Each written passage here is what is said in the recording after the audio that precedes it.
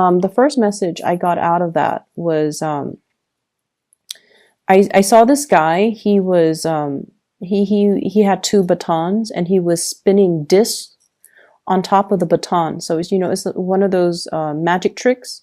And then he's heading into this field of grain, and the stalks of grain, first they were like, knee high, and then they're like getting higher and higher, and then he's like heading towards that. And he's so preoccupied with the spinning disc that he doesn't realize that he's headed deep, like waist deep, and then chest deep into, the field of wheat. And it just feels to me like you kind of need to watch where you're growing. Some things might be neglected in your life. Like, honestly, it could be like physical things. Like, the garden is overgrown. I need to, get the tools to try to keep them at bay, to cut them down, or, to like maintain your own personal household. Or I also felt like it could be just, taking care of the practical responsibilities in your life, rather than daydreaming, rather than thinking about all these things. Like the discs that are spinning, they don't really matter. It matters where you're going and where you're headed and which direction you're headed, and whether or not that is the right move for you. Okay. So those are the messages coming through from the last reading. And in terms of this reading, when I was shuffling the cards, the image that I saw was, I saw a bridge, and there's one person standing on one side and another person standing on the other side. The man is standing on the right side, my right, and he's extending his hand out to the woman on the other side. And the woman on the other side, she sees it, and then she's looking over the bridge at the water. She's looking at the koi fish that are around. And then she's like, looking at the sky, looking at the clouds. And then she seems like she's either being very frivolous. It seems like he's telling her, let's go, or he's extending his hand. So that's usually a gesture, an offer for something. And he sees her kind of just caught up in her own world. And so he pulls back his hand, and then he walks away. So that was the message that I saw this time. And what I'm feeling is we definitely have a couple here. I have here the Queen of Wands and the King of Wands, both in the upright position. And there's communication and contact between the two people. So the way that I'm reading this is, I almost feel like I see two people that have very different goals in life, that have very, very different visions of what they want their life to look like. One person might be, very family oriented. The other person wants to explore a little bit more. And one person is like happy where they are currently. They're established in their career. They have friends and family in their current location. And the other person is not happy where they're at, and they want, they want more. They want to branch out. They want to explore, and they're ready to move. So I feel like two people that might, at one point have come together for whatever reason. They have the same values. They care about the same things. And the Wand's energy is a very dignified energy. It indicates truth and honesty. It indicates people who are very they keep their word. When they say they're going to do something, they do it. And they're quite loving, quite caring, and very generous, very protective of other people. They like to... It's almost like the people that fight for the underdogs, the people that defend the weak. So the Wand's energy, it's a very dignified energy. And I definitely feel like you and the other person You have the same values, you have the same goals, and you both have, a strong sense of morality and dignity.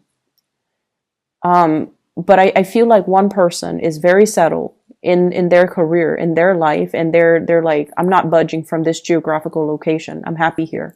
And then the other person's just like, I'm not really happy here. I want more. I want something else. I want to change of scenery.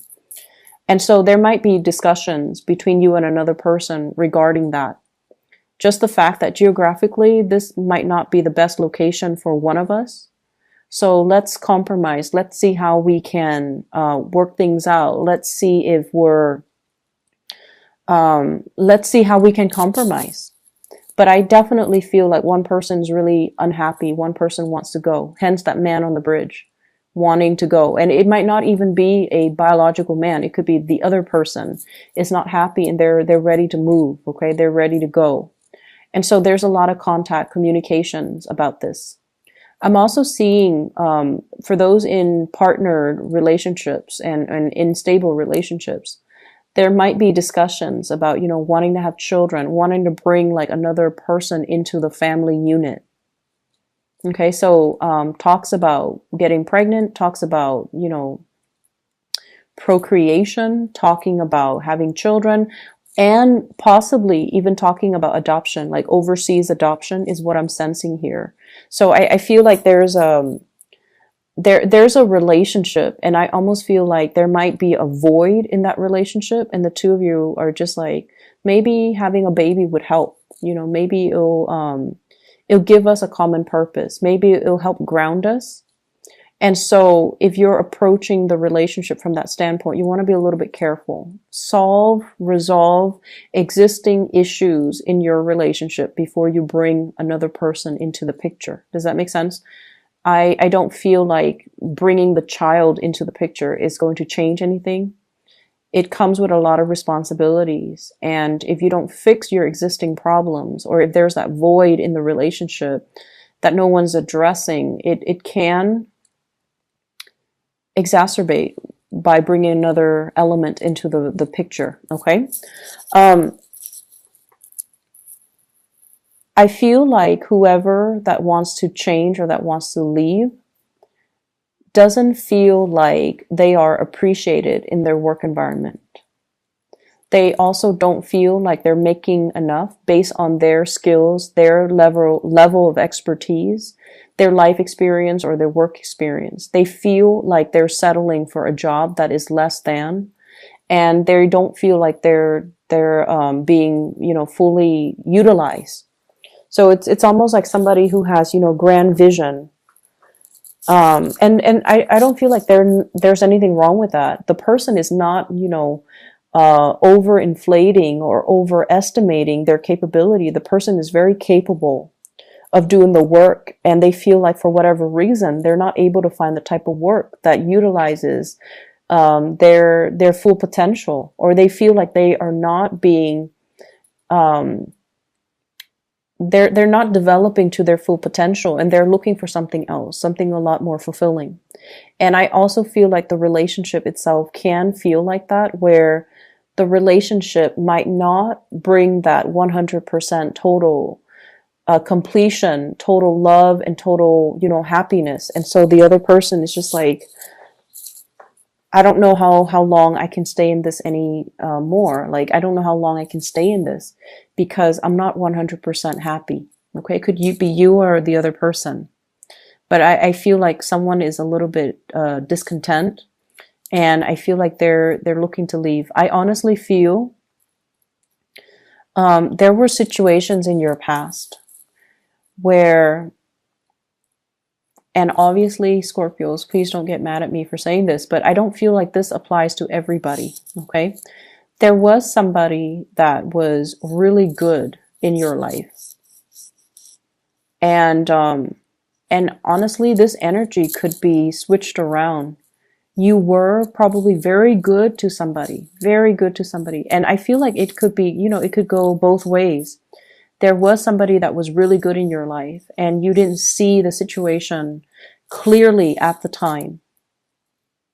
And now that the person is gone, it's really hard to fix the mistakes, right? And then likewise, you were very good to somebody in the past, and you, you were really good to this person. They didn't see the situation and they didn't appreciate you when they had the chance. And I feel like, there's definitely the sense of karma coming back full circle, because you might see them now in a very, very bad state. That's what it feels like. And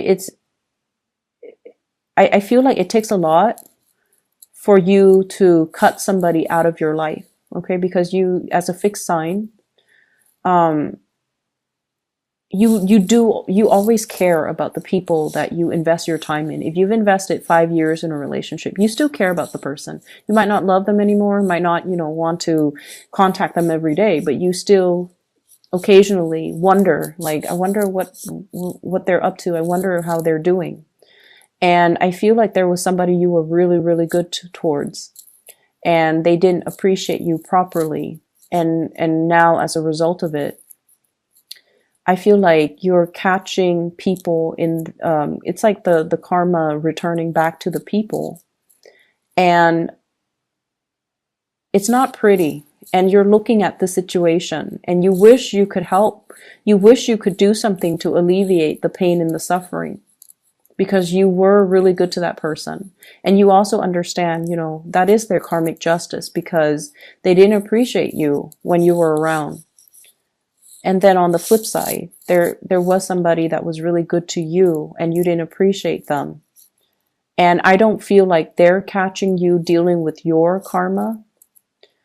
I just feel like there's no response. There's no communication. There's just total blockage. And it's like, knocking at a brick wall. Like, is there anybody on the other side? And you get no response. So you don't even know, like, where are they? What are they up to? What are they doing? Do they think about me? Are they okay? Are they still alive? And it's that lack of answers, lack of certainty that keeps you constantly knocking at that brick wall. That's what it feels like to me. And I feel like there's an element of many of you wanting to fix your financial situation. And there are things here in this spread that indicates to me equating your self-worth with the amount of money that you make. Okay, that sense of materialism. And if you have recently, broken up with somebody, and it doesn't even matter who broke up with whom, but I feel like you're very, very much focused on your career, or you should be, at least. I feel like you're very focused on that. And you're also very focused on the fact that maybe if I made more money, maybe they'll come back. Maybe if I were wealthier, maybe if I had a nicer car, maybe if I had a nicer home, and maybe if I could give them, everything they wanted. And the bottom line is, when I saw that image at the beginning, he's extending his hand out to this other woman, and she's looking at the koi fish, she's looking at the clouds.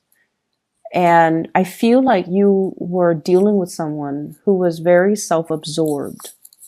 Very self-absorbed. They see you, they see the effort that you put into a situation, but they didn't appreciate it. Okay? So I don't know if this is still going on, but they're very, very, very self-absorbed. Okay? It's almost like, what could the Scorpio people do for me? Or what could other people do for me? And they're not considerate of other people. So you're dealing with someone who is very narcissistic. They do a lot of attention seeking. And I feel like this might be the week where you start to see the behavior, where you start to see that they're just, really caught up in themselves. And things like that, in the material things too. The koi fish usually represents prosperity, okay? Like financial prosperity. So somebody is very much caught up in that material world and possibly, I just keep seeing the woman on the other side of the bridge, just looking at her reflection, fixing her hair and things like that. So I feel like you're dealing with someone who's quite narcissistic, and you want to be a little bit careful. If you guys have a really keen sense of intuition, and you have, you're a very, very good judge of character. So you need to really trust your intuition, especially for those who are newly dating. And if you find somebody who is like that, stay away, okay?